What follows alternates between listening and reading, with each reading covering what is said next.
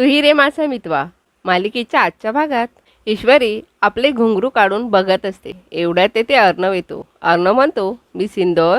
असं म्हणत अर्णव ईश्वरीच्या हातामधील घुंगरू आपल्याकडे घेतो आणि तो खाली बसून ते घुंगरू ईश्वरीच्या पायामध्ये बांधत असतो. दोन्ही घुंगरू पायात बांधल्यानंतर अर्णव उठून उभा राहतो. ईश्वरी म्हणते, सर अहो असे का घुंगरू बांधलेत पायामध्ये? अर्णव म्हणतो, कॉम्पिटिशन जवळ आलेत ना, वेळ कमी आहे आपल्याकडे, प्रॅक्टिस करायला नको? ईश्वरी म्हणते, आत्ता?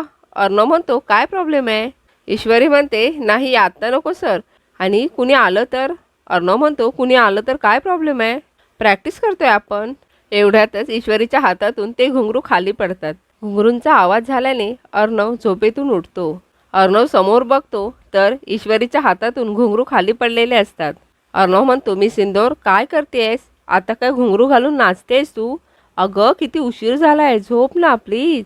ईश्वरी लगेच ते घुंगरू आपल्या हातामध्ये घेते. अर्णव म्हणत असतो, मी सिंदूर हळू प्लीज, आजीने ऐकलं ना तर ती घाबरेल. त्यानंतर अर्णव ईश्वरीला झोप असं म्हणून स्वतः झोपी जातो. ईश्वरी इकडे आपल्या हातामध्ये दोन्ही घुंगरू घेऊन हसत असते. वल्लरी इकडे सौदामिनीला कॉल करते. सौदामिनी वल्लरीला म्हणते, तू मला सारखा सारखा फोन का करतेस? वल्लरी म्हणते, एक मिनिट, शांतपणे ऐकून घेणार आहात का तुम्ही? यावर सौदामिनी म्हणते, तुझ्याशी बोलून काहीही अर्थ नाहीये. वल्लरी म्हणते, एक मिनिट, आणि मी जर का म्हटलं ईश्वरी पुढच्या फेरीमध्ये भागच घेऊ शकणार नाही, ती फेरी ती पूर्णच करू शकणार नाही तर? सौदामिनी म्हणते, खात्री आहे तुला? कशावरून? सौदामिनी म्हणते, फुलप्रूफ आहे का? यावर वल्लरी म्हणते, आधी ऐकून तर घ्या आणि मग ठरवा फुलप्रूफ आहे का ते. सौदामिनी वल्लरीला बोल असं म्हणते.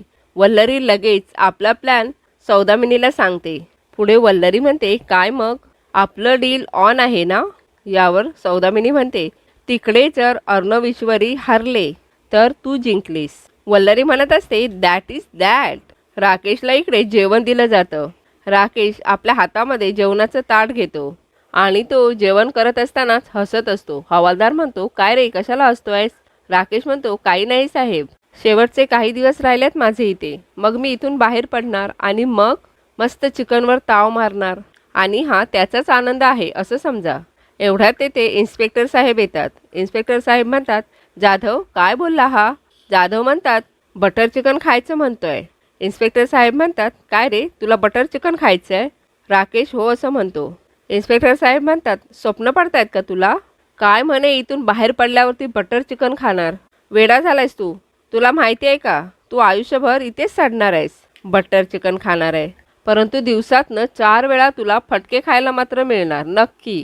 पुढे इन्स्पेक्टर साहेब म्हणतात, जाधव पावली पडली, पडली कसली? पावली उरली आहे का ते आता विचारावं लागेल. पुढे इन्स्पेक्टर साहेब म्हणतात, जे मिळालं आहे ना ते गुमान गिळ. त्यानंतर ते जाधवांना चला असं म्हणतात. इन्स्पेक्टर साहेब गेल्यानंतर राकेश म्हणतो, मला फटके नाही, तुला झटके पडणार आहेत दीडदमडीच्या, माझ्यामुळे पडणार आहेत तुला. दुसरीकडे आकाश अर्णवला म्हणत असतो, आपण बोललो डान्सचं, परंतु ते फायनल आहे का? यावर अर्णव म्हणतो, नाही ते अजून काही फायनल नाही आहे. अंजली म्हणते, समजा ईश्वरीने डान्स करायचं फायनल केलं तर मग तू तिला कॉम्प्लिमेंटिंग असं काय करणार आहेस? एवढ्यातच ईश्वरी तिकडून धावत येते. अर्णव म्हणत असतो, काय चाललंय मी सिंदूर, तुझं सगळं पाडलंस बघ, इथे आम्ही महत्त्वाचं डिस्कस करतोय, तू अशी धावत काय येतेस? ईश्वरी म्हणते, मला आणि आजींना ना एक तीर भन्नाट आयडिया सुचली होती पुढच्या राऊंडसाठी. हे ऐकून सर्वजण एकमेकांजवळ बघू लागतात. ईश्वरी म्हणते, आजी तुम्हीच सांगा. आजी म्हणते, तू सांग. ईश्वरी म्हणते, बघितलात ना कसे वागतायत माझ्याशी, तुम्हीच सांगा. आजी म्हणते, चिंटू तुम्हाला जर काही वेगळं करायचं असेल ना तर खाद्यपदार्थांपासून रंग तयार करून त्याचे कॉस्ट्यूम तयार करा. अर्णव म्हणतो, खाद्यपदार्थांपासून कलर? आजी म्हणते, हो, म्हणजे हळदीपासून, बिटापासून, आमसुलापासून सुद्धा रंग तयार करता येतात. मामा म्हणतो, अप्रतिम आयडिया. नम्रता म्हणते, हो खरंच खूप युनिक आयडिया आहे. यावर आजी म्हणते, मग आमची ईश्वरी युनिक आहे ना, मग आयडियासुद्धा युनिक पाहिजे. मामा म्हणतो, फक्त ईश्वरी युनिक नाही, काही या दोघांची जोडीसुद्धा युनिक आहे. पुढे मामा म्हणतात, चीर भिन्नाट. यावर ईश्वरी म्हणते, मामा तीर भिन्नाट. मामा म्हणतात, हो तेच ते. आकाश म्हणतो, ओके डन, तुम्ही ही आयडिया फिक्स करून टाका. अर्णव म्हणतो, ओके डन, छान, नाईस नाईस आयडिया आहे. आजी म्हणते, मी फक्त सुचवलंय हां, असंच करा, असं काही जबरदस्ती नाही आहे. यावर अर्णव म्हणतो, नाही नाही, छान आयडिया आहे, हीच फायनल करूयात. आजी म्हणते, माझं म्हणणं एवढंच आहे की सर्वांची मनं जिंकाल असं काहीतरी करा. मामा लगेच उठून सर्वांचं अभिनंदन करतो आणि चला या निमित्ताने गोड काहीतरी बनवा असं म्हणतो. अर्णव ईश्वरीला म्हणत असतो, नाईस आयडिया, छान. वल्लरी नम्रताला म्हणते, बघा ती प्रेम उतू चाललाय ते, आता तरी जागे व्हा आणि कंबर कसून कामाला लागा. ईश्वरीला बघून नम्रताला ईश्वरीचा खूप राग येत असतो. नम्रता इकडे शिडीला मांजा बांधून ठेवत असते. मांजा एका बाजूला बांधून ती दुसऱ्या बाजूला टेपने चिटकवून ठेवते. हे सर्व वल्लरी लांबूनच बघत असते. ईश्वरी हातामध्ये कपडे घेऊन जिना उतरायला येत असते. हे सर्व लांबूनच वल्लरी बघून हसत असते. नम्रताला सुद्धा खूप आनंद झालेला असतो. दोघीही हसत असतात. ईश्वरी जिन्यावरून उतरत असतानाच ईश्वरीच्या हातामधील एक कपडा खाली पडतो. तो कपडा उचलायला ईश्वरी खाली वाकते. ईश्वरी खाली वाकल्यानंतर ईश्वरीला तो मांजा दिसतो. ईश्वरी म्हणते, हे भगवान, मांजा असा इथे पायऱ्यांवर कोणी लावलाय? पाय अडकून पडले असते मी. कोणी मुद्दाम लावलाय का? हे सर्व नम्रता खाली बसून बघत असते. नम्रता म्हणते, इशू इशू, अगं काय झालं?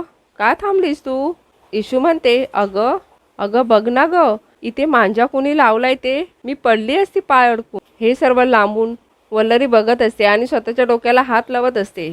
नम्रता लगेच ईश्वरीजवळ जाते आणि म्हणते, असा कसा मांजा लावलाय कोणी? हे बघ, तू ओके आहेस ना? ईश्वरी म्हणते, हो मी ठीक आहे. नम्रता म्हणते, अगं हे बघ, माझ्या हाताला सुद्धा लागलाय. नम्रता म्हणते, थांब, त्याआधी मी हे काढते. असं म्हणून नम्रता तो लावलेला मांजा काढून टाकते.